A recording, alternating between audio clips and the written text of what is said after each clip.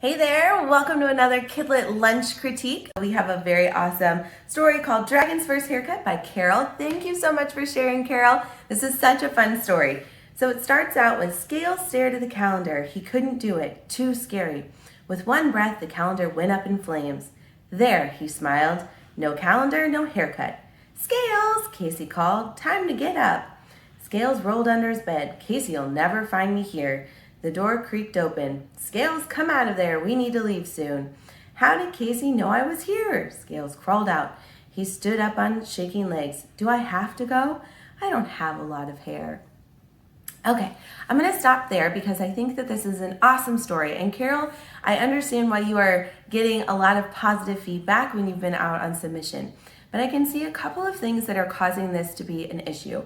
One is you have a conflicting setting here. So you have a world. So whenever we invent a new world, a creative world, we have to have specific rules. Like we have we have rules in our world with like gravity and all of the things. Like we cannot talk to our dogs as much as we want to.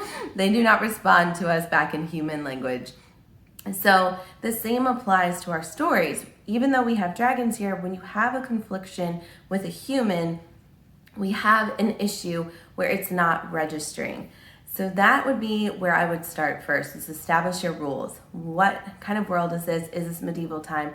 Why is there a dragon? Is this human, a princess, a knight? What are they? And ground us in that. And then the second thing I would do is work on your pacing and on leaning into your theme. You have so much potential here with like fairy tales and knights and dragons and giants and all the things.